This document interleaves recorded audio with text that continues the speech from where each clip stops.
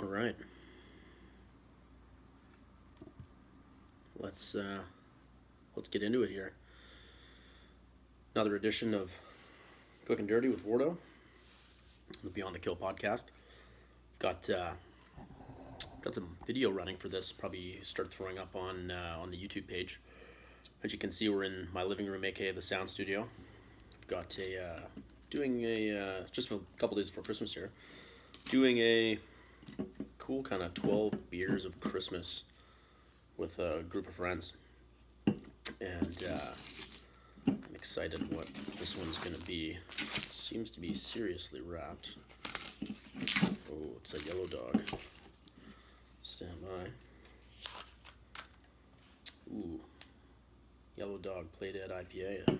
Beautiful beer. If you're listening to this, you'll notice this sound. Oh shit. Just got a little on the old Zoom recorder there. That should be fine. I want to start this off with a cheers and happy holidays. Also, if you could have seen the bullshittery I just went through trying to get the sound levels going on this thing, and I couldn't understand why I wasn't recording. This is kind of what we record on Zoom. And I couldn't understand what was happening. And then I realized I hadn't plugged in the microphone cable into the old Zoom recorder. So I was just speaking. And that's why I couldn't hear it through the headphones, which is, I wish I was recording for that. That was one of the dumbest things I've done in a long time. It's like when you're searching for your sunglasses and they're on your head. Anyways, what I want to go into a bit today, and this could be a seriously long topic, I think, but I would like to go into the topic of painful knees, kind of like I had before, but a bit more of a deep dive. And this is for people that are either maybe hopefully a little bit older, but are suffering from some pretty severe osteoarthritis. They've got quite a bit of pain. They've been told, hey, you're going to need a knee replacement, but we're going to try and put that off for as long as we can. As every year goes by, technology gets better for any joint replacement. The longer you can put it off, if you're 43 and you've got bone on bone and it's grinding away in there and all of these things are happening. If you can make it to 50, that's always what they like to say. If you're overweight, it's better to lose some weight. If you haven't been able to, I'm jumping ahead of myself. So that's what I want to kind of shout about today. And first and foremost, if you've got some knee pain and you, at any age, and you go to the doctor and they're like, oh, sounds good, let's get a film. You haven't had some acute kind of, snap, tweak, kick that you felt something pop. You're just like, man, my knees hurt. Every time I start hunting season, anytime I do squats at the gym, the standard MD advice usually ends up coming back. And I'm not just MD. A lot of advice in general comes back as, oh, you should just not do anything for a few weeks, and squats are bad for your knees, or, all running's bad for you, so on and so forth. You can't blame squatting or running or, anything like that. It's your form, or it's too much too soon, or, you just need to change some variables and you'll get through it. So you go to the doc and you get told you get the film, and doc says, you got arthritis in your knees.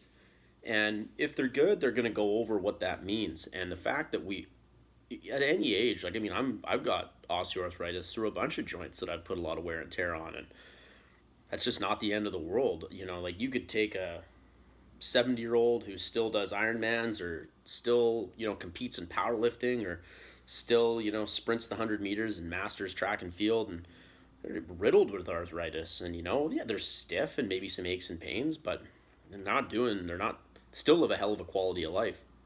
So that's kind of not a good excuse to not perform a certain exercise. Just take, for instance, a patient of mine I have in the clinic right now. I don't generally say, you've got bad knees, because I think that's a real cop-out, and it also, changes the mindset. but this really lovely, very fit. She's probably in her she's about in her mid 40s actually. Female. Her knees are pretty rough. Like she's had knee pain for a lot of years. She's a little kind of bow-legged in the lower leg below the knee, and was very inactive growing up. So she doesn't have a good base of strength, and what strength will do is stabilize that knee so it can't kind of twist around on itself with that weird kind of bow-leggedness. We can talk about that in a bit too. But anyway, so she cycles all summer, and she has very little knee pain. One, the heat will help. Like if you live in a cold climate and you've got kind of osteoarthritis and just stiffness and tightness, you all of a sudden go spend some time in Southern California or Bermuda, it feels better. Like you'll be like, man, what's going on here? It feels like all my joints are younger. And they're not younger, it's just that heat really helps. Not to mention maybe a little bit of vitamin D coming into the system is going to feel pretty good, which we touched on a couple weeks ago or last week. But she says, I cycle all summer and my knees feel quite good. She started doing some strength training and knees were feeling pretty good. And she said knees are changing. They're making different noises, which is also okay. But then with winter up here, she stops cycling on the road and she starts walking a lot more.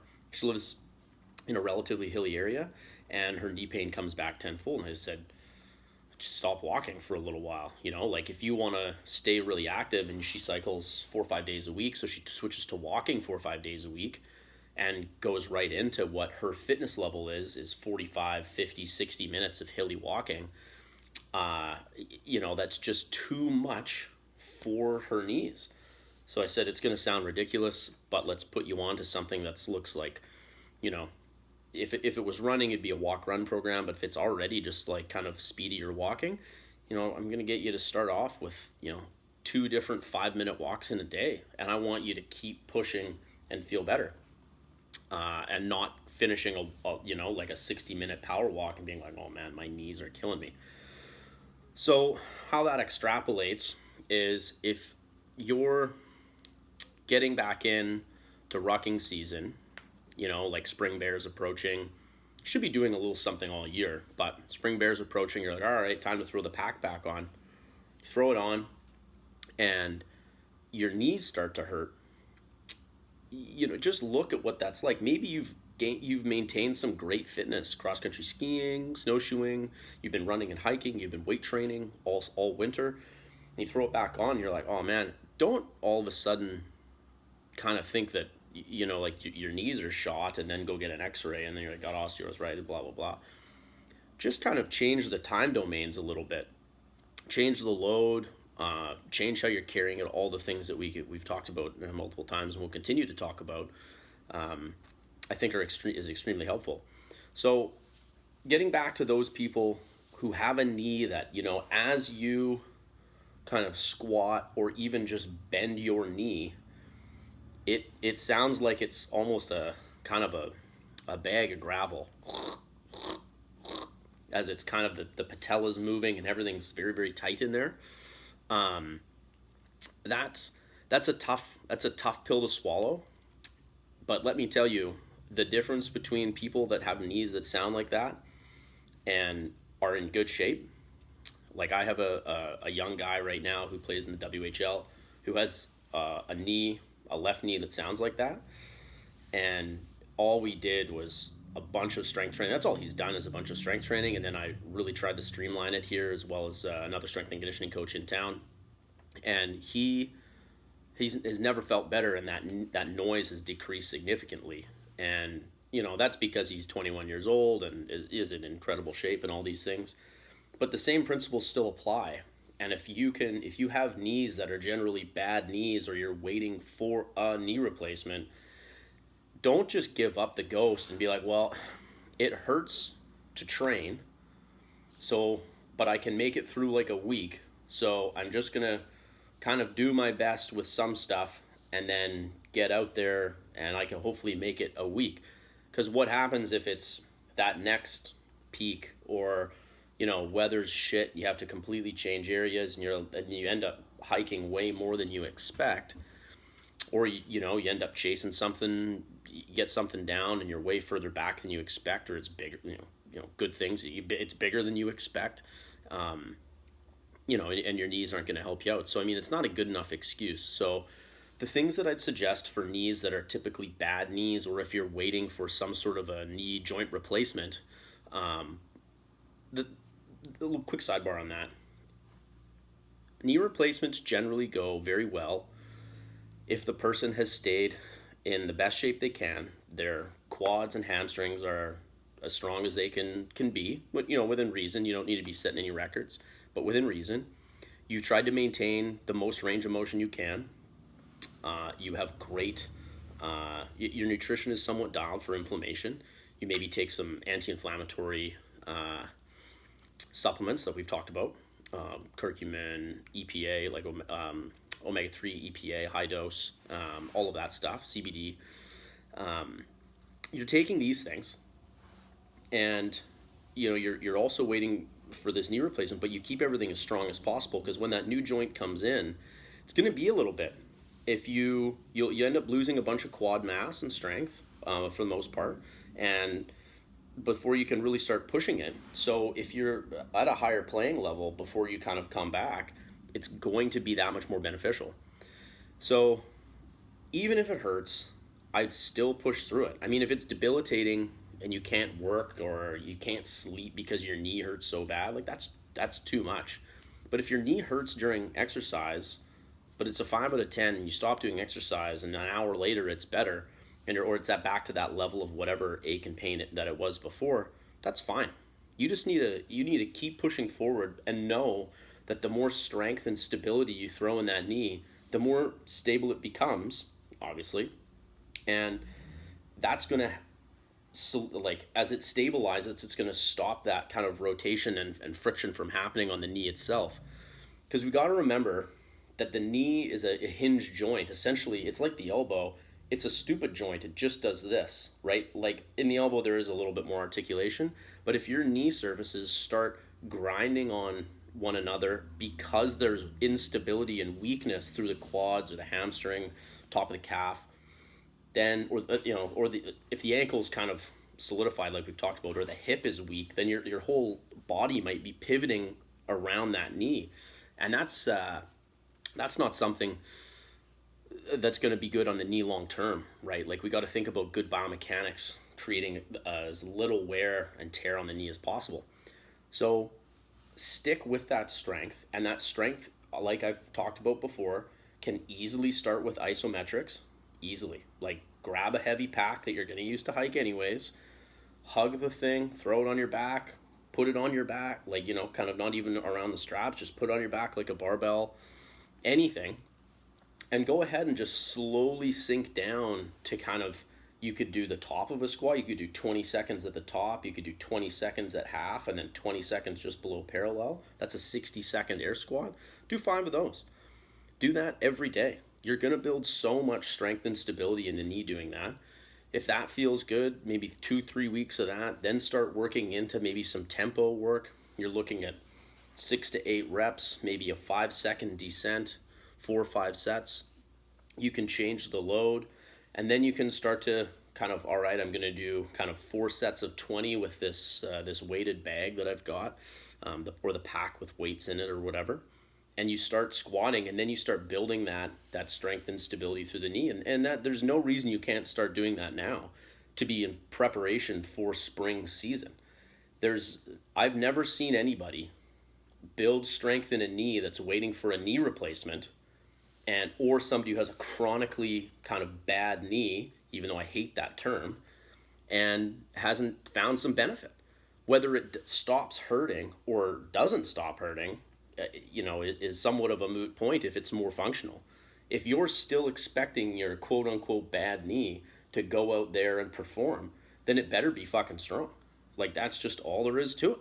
So I think that's one of the most important points that I see, and people really end up babying it. Now, some things that I've really seen help for just in general outside of just the stability stuff is obviously getting somebody to look at the hip or somebody to look at the ankle to make sure the ankle articulates correctly and you're not having a biomechanical problem from the bottom. Make sure the hip is stabilized correctly and you're not having a biomechanical problem from the top, and kind of a muscular imbalance or something that's not quite doing what it needs to let the kind of the foot, knee, and hip track kind of correctly as we're walking up downhill or on flat, especially under load. And then the other things that I've found that really help out, obviously a bit of getting some treatments, right? Getting the quads stripped out, getting the hamstrings worked on, all that stuff is great, feels good. But I find daily stuff works so much better. And if you look up compression floss or voodoo floss, Kelly Starrett did a hell of a job kind of making this stuff, smashing it and squeezing it and all these things. And if you look up compression floss, you can pick some up off Amazon. I use mine from Rock Tape, but it doesn't matter. It's basically a bike tube cut in half, and you can use that. I did back in the day, but it's not as great. And it's basically a 2-inch thin piece of rubber that's about 8 feet long or so. And you basically start kind of always try and wrap towards the heart, although it doesn't really matter. If you wrap below your knee and you kind of and you can tightly wrap it, and you wrap that thing all the way around your knee and go ahead and just do, about 40 seconds of basic movement. Could be walking, could be some lunges, could be some squats. Doesn't matter. Could just be laying on your back and just flexing your knee all the way, to your butt, pulling on it, that kind of thing. Do that for 40 seconds, take the wrap off, and then go ahead and do the same thing you were just doing for about another 20 seconds. Get up and see how it feels. Generally feeling, as we kind of loosen the fascia up around an area that's predominantly painful and tight, it's going to feel better. It's going to feel better. It's why when we smack our knee, or if something's stiff, you kind of rub it, increase the heat. You're like, it feels a bit better. So that's one of the things that I get everybody to do. The other one that I find is super helpful is if you've had a hard time, if you haven't really used the full range of your knee because of pain. Quick time out here. I got to take a sip of this delicious beer. Maybe two.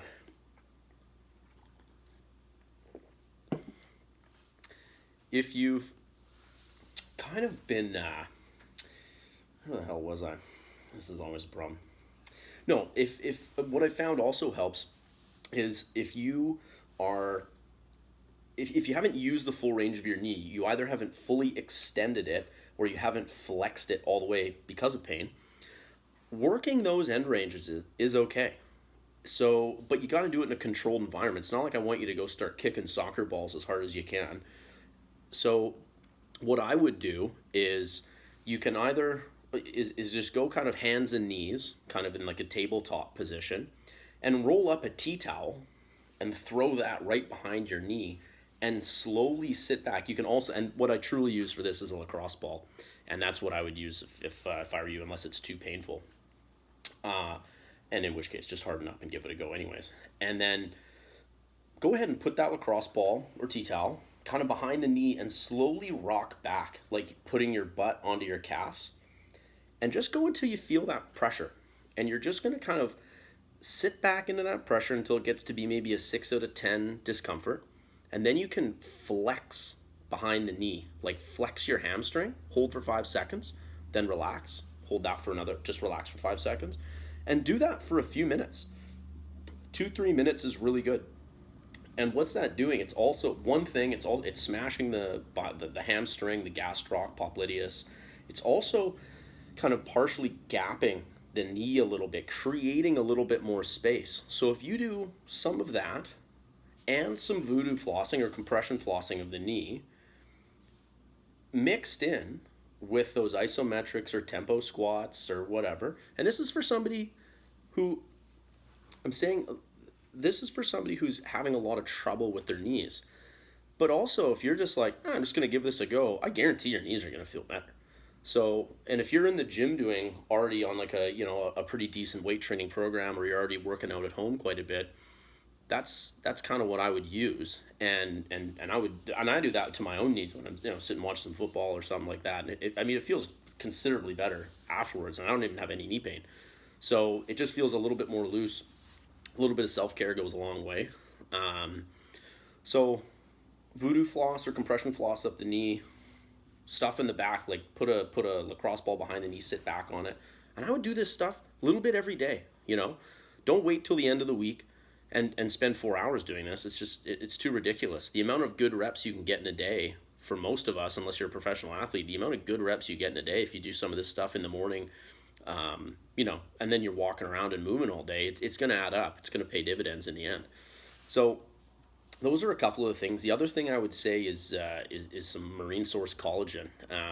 Within Us is a brand that I really like, but you know, and everybody's on this bone broth thing or whatever. It's a touch thin. I think it's good for gut health. I think it's a good idea. I haven't seen a lot that really blows my skirt up. I drink it, just to be clear. I mean, it's certainly not detrimental. So, but anyways, if you take kind of 10 to 15 grams or so of collagen supplementation in a powder about an hour before a workout with a little vitamin C, it's been shown to systemically have more collagen throughout, you know, even at sites way down by the ankle. So if you're working to try and strengthen some tissue up, that collagen is really going to help, especially an hour before a workout. So anyways, I think there's some great research coming out of UC Davis with that stuff. I can't remember the guy's name off the top of my head, but really good stuff. So those are the things I would say for somebody who's really dealing with kind of a quote unquote bad knee. Just to kind of recap, if you do an exercise through the summer and your knees feel pretty good, and then you're doing a different exercise in the winter or vice versa, figure out a way to do that other exercise. Like, it just, keep up the fitness, right? Don't just be like, I just can't do anything in the winter because it all hurts. Like, there's going to be something you can do. If you need some ideas, just shoot me a message.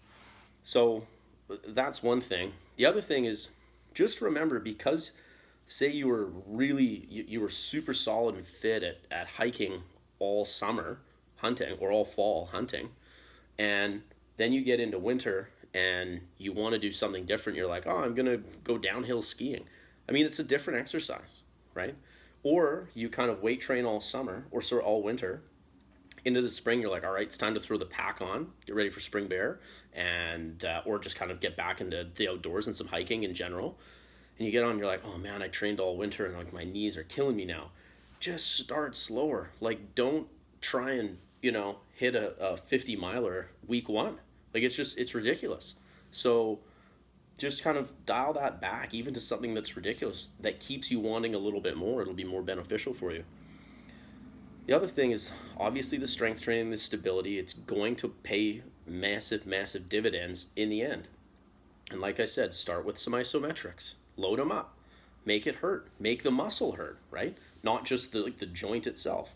From there, do some tempo work. If you want to do some 10-second eccentric squats, go right ahead. More power to you. Then working into some regular tempo stuff, kind of one or two down, one or two up, bunch of reps, throw the different weights on. And if that's just in a pack and that's just throwing in water bottles or sandbags from around the house, then that's great too. And then lastly is just kind of some of that self-care stuff. So the compression floss, I think, is really important. It feels pretty good. And then lacrosse ball or tea towel behind the knee, kind of rock back and sit on it. Feels really good as well. Well, it doesn't actually. It feels terrible, but the result is usually quite good. If any of these cause any problems, shoot me a message or go see a professional about it. I have links to professionals all over the country too, and all through the United States. So always just let me know if you need somebody to look at something. And then, I think the collagen really helps. Anti-inflammatory is also massive. Yellow Dog IPAs don't really help, but anti-inflammatory diet, anti-inflammatory mechanisms are extremely important in kind of the longevity of that. Guys, that's what I got. I hope that's okay. I think if you have grindy, painful, noisy knees, it's not the end. Don't think that your days of mountain hunting are over, and certainly don't just fucking wait until you're gonna get that knee replacement. It's just, you don't see anybody come back from anything good, any surgery.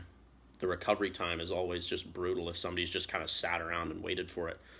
it's already fucked. You might as well get out there and keep your leg as strong as possible. Enjoy the best quality of life you can to enjoy the best quality of life after the surgery.